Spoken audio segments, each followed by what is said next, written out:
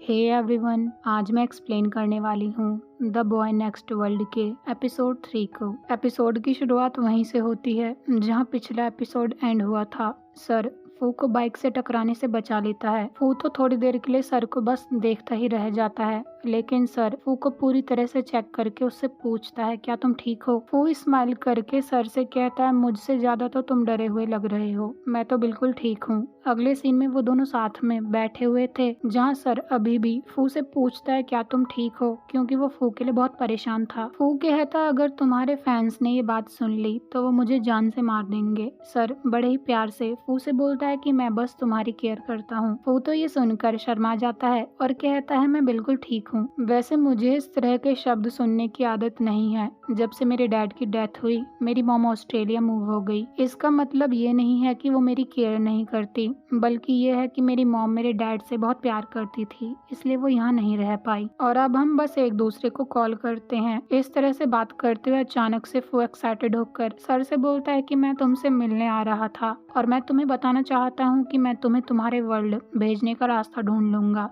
ताकि तुम अपने वाले फू के पास चले जाओ। ये सुनकर सर तो कुछ बोल ही नहीं पाता। रात को किसी भयानक सपने की वजह से सर की नींद खुलती है, जहां वो पानी पीने के बाद एक बुक को रीड करने बैठता है कि तभी उसे फू का मैसेज आता है, जिसमें उसने लिखा था कि हमारे प्लान्स के बारे में मत भूलना। अगली सुबह फू हेडफोन्स लगाकर गाना सुनने में लगा हुआ था कि तभी सर काफी परेशान होकर उसके पास आता है। उसे देखकर फू स्माइल करते हुए कहता है, चलो चलते हैं, मैंने हर किसी के बारे में अच्छे से रिसर्च कर ली है। इसके बाद हम उन दोनों को एक शामन के पास देखते हैं, जहां वो शामन सर के फेस को टच करके कहती है, जो लड़की भी तुम्हारे साथ इन्वॉल्व होगी उसके साथ बहुत बुरा होगा, क्योंकि तुम्हारे चारों ओर विडोज की स्पिरिट रो रही हैं। वो तुम्हें फॉलो कर रही हैं और वो तुम्हें अपने साथ ले जाना चाहती हैं। ये सुनकर फू परेशान होकर कहता है, इसके लिए हमें क्या करना चाहिए? शामन बोलती है, उसके लिए बस एक ही तरीका है, इस हैंडसम से लड़के को मेरे साथ आकर 1 महीने के लिए रहना होगा और मैं उन सारे स्पिरिट्स को भगा दूंगी। ये सुनकर तो सर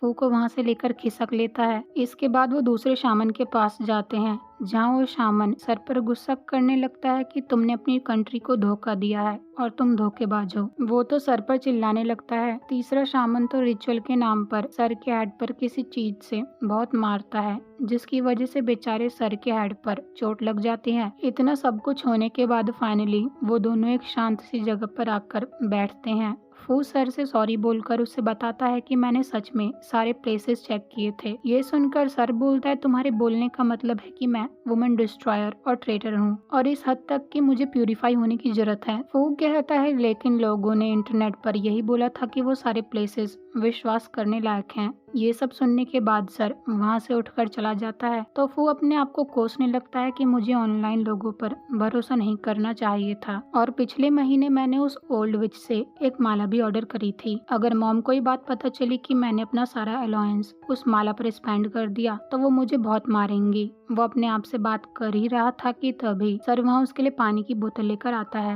वो बोतल लेकर सर से कहता है, मैं सॉरी बोलता हूँ, उस आदमी को देखकर तो ऐसा लग रहा था कि वो तुम्हारा सर ही फोड़ देगा। सर उसे बड़े प्यार से समझाता है, जब तक मुझे तुम्हारे साथ टाइम स्पेंड करने का मौका मिल रहा है मेरे लिए काफी है। ये सुनकर फू कहता है, कोई बात नहीं, इस बार मैंने मैसअप कर दिया, लेकिन अगली बार मैं ऐसा नहीं करूँगा। सर पानी पीने के लिए सिर्फ एक ही बोतल लेकर आया था, क्योंकि शॉप में एक ही बोतल थी, तो वो उसके साथ अपनी पानी की बोतल शेयर करता है। दूसरी तरफ विम कुछ काम करने में बिजी था कि तभी वहाँ 2 लड़कियां आकर उससे पूछती हैं, क्या ये सच है कि सर किसी आर्ट के स्टूडेंट को डेट कर रहा है? और हमने ये भी सुना है कि वो दोनों रोड क्रॉस करते वक्त हाथ पकड़कर चल रहे थे, लेकिन सर को तो हैंडसम, कोल्ड और हॉट लड़के का टाइटल मिला है और वो पर्सन एक लड़का था। हम ये सब एक्सेप्ट नहीं करने वाले हैं। उन दोनों लड़कियों की किचकिच सुनकर विम बोलता है कि इसका मुझसे क्या लेना देना है। ये सब सुनकर दूर बैठा एक लड़का विम से कहता है, क्योंकि तुम सर के डैड हो। तो विम बोलता है, ऐसा मत कहो, मैंने बस उसके डैड से उसकी टेक केयर करने का प्रॉमिस किया है और कुछ नहीं। वो लड़की तो विम के फेस को पकड़कर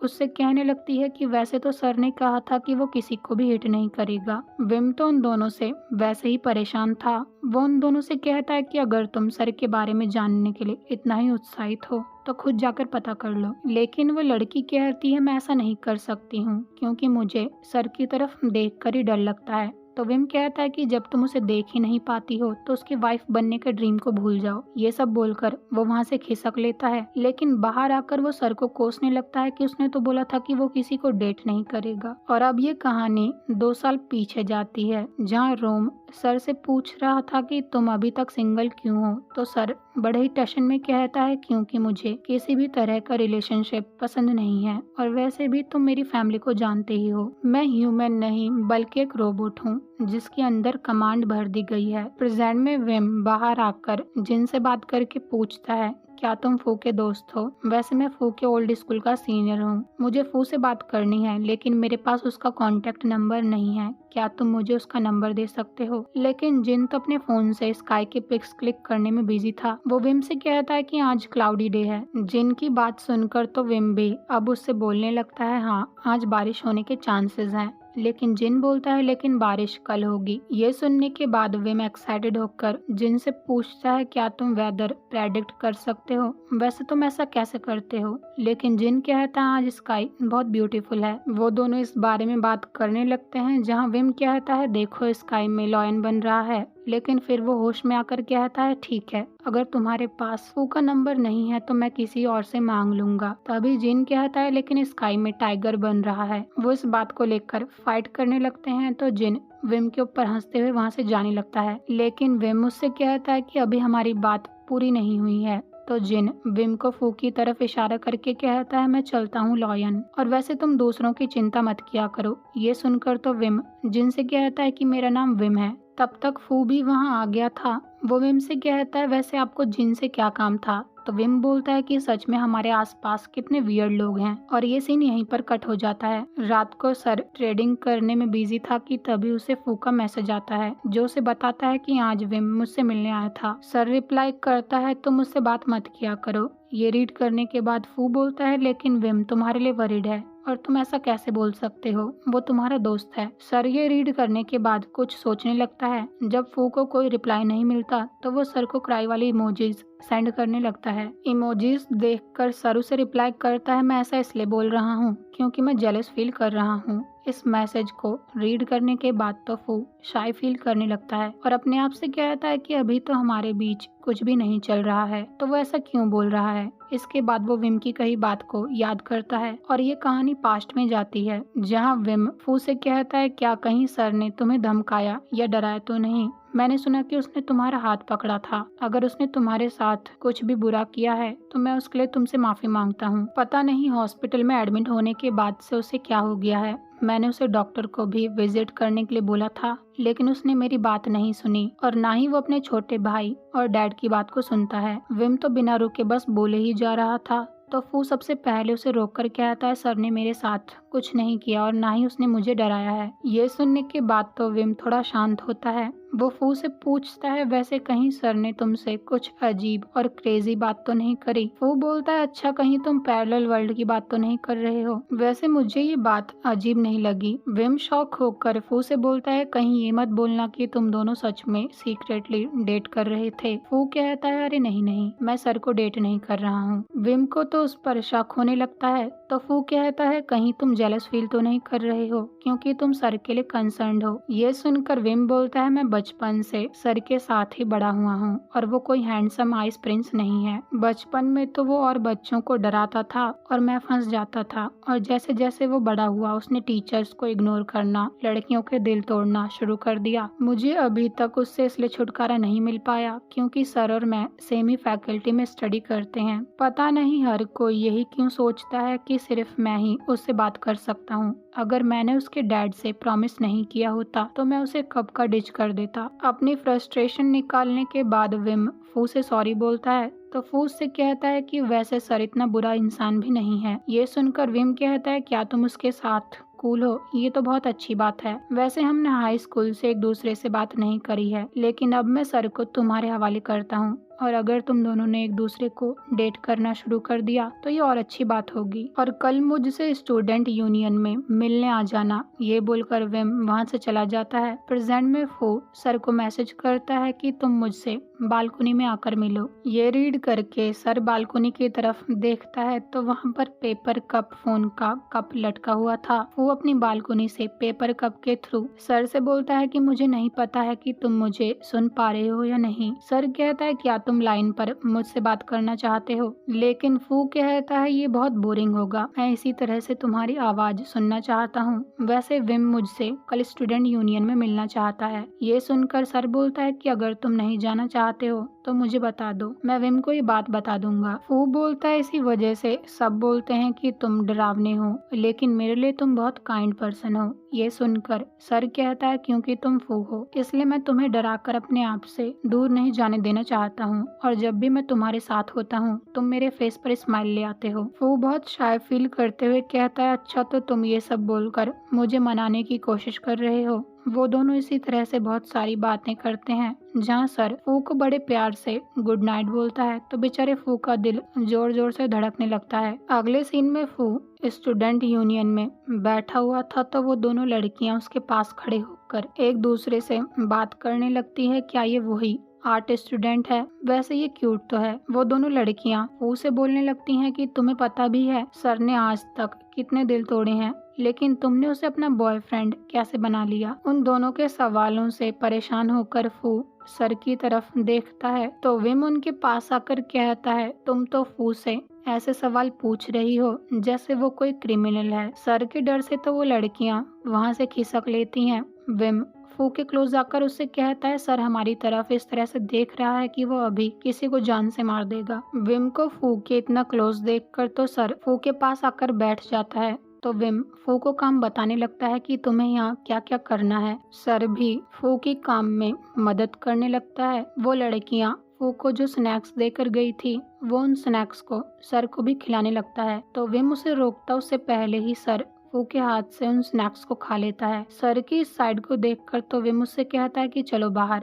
मुझे तुमसे कुछ बात करनी है। बाहर आने के बाद विम मुझसे कहता है अभी थोड़ी देर पहले तुमने क्या किया? वैसे तो तुम, वो आगे कुछ बोलता कि तभी दो लड़कियां वहां आकर सर को स्नैक्स का बैग दे देती हैं जिसे वो पकड़ लेता है, लेकिन उन दोनों लड़कियों के वहां से जाने के बाद सर उस बैग को डस्टबिन में डाल देता है। ये सब देखकर विम कहता है मैं तुमसे इसी बारे में बात कर रहा था। वैसे तो तुम्हें जब भी कोई स्नैक्स देता है और मैं उसकी बाइट खाता हूँ तो तुम उसे डस्टबिन में डाल देते हो, लेकिन जब फू ने तुम्हें वो स्नैक्स खिलाए तो तुमने आसानी से खा लिए। मुझे लगता है कि तुम्हें डॉक्टर के पास जाना चाहिए। क्या तुम पागल तो नहीं हो गए हो? वो ज्यादा कुछ बोलना शुरू करता उससे पहले ही सर उसे अपनी बड़ी बड़ी आंखों से डरा देता है तो विम काम करने के लिए वहां से चला जाता है। रात हो गई थी और फू स्टूडेंट यूनियन में काम करते करते उसी रूम में सो गया था कि तभी वहां सर की एंट्री होती है। वो बड़े प्यार से उसके हेड पर पैट करके उसे किस करने के लिए आगे बढ़ता है, लेकिन फिर वो फू को बिना किस किए ही वहां से जाने लगता है। लेकिन फू सर का हाथ पकड़कर उससे कहता है क्या तुम मुझे किस नहीं करने वाले हो? ये सुनकर सर कहता है तुम सो रहे थे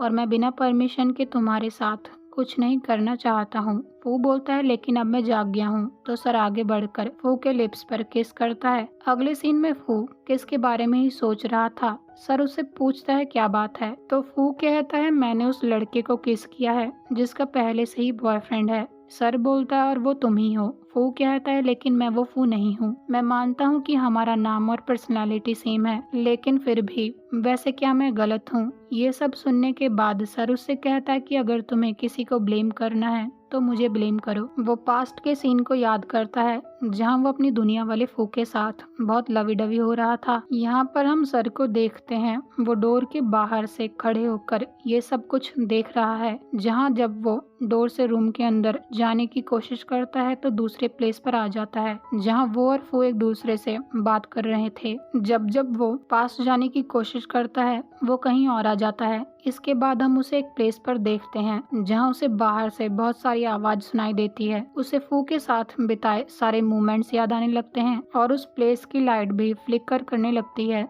और पूरी तरह से अंधेरा हो जाता है और अब हमें दिखाया जाता है कि ये सब सर का एक सपना था। वो अपने आप से कहता है कि मैं तुम्हें सच कैसे बता सकता हूँ जब मैं वो आगे कुछ बोलता कि तभी ये सीन यहीं पर कट हो जाता है। अब हमें सीधे सुबह का सीन दिखाया जाता है जहाँ कॉलेज में टी आशी पर चिल्ला रही थी क्योंकि आशी ने अपनी एक्स से ब्रेकअप करने के लिए नालिन का यूज किया था। आशी कहता है मैंने नालिन से सॉरी बोल दिया है, तो टी कहती है कि अगर तुम्हारी एक्स ने नालिन पर एसिड अटैक करवा दिया होता तब तुम क्या करते, इसलिए अपने दिमाग को ठीक से यूज किया करो। नालिन के काफी मनाने पर टी शांत होती है। इसके बाद नालिन फू को टीज करने लगती है कि आजकल तो बस सर ही तुम्हें पिक और ड्रॉप करने आता है। फू बोलता है ऐसी कोई बात नहीं है, तो नालिन कहती है ठीक है मैं मान लेती हूँ, अगर तुम हमें नहीं बताना चाहते हो तो कोई बात नहीं, हमारे लिए बस तुम्हारी हैप्पीनेस मैटर करती है। लेकिन तभी बाहर बारिश होना शुरू हो जाती है। फू तो अपने फोन में मैसेज रीड करके अपना सामान पैक करके वहाँ से भागने लगता है और इधर सर अम्ब्रेला लेकर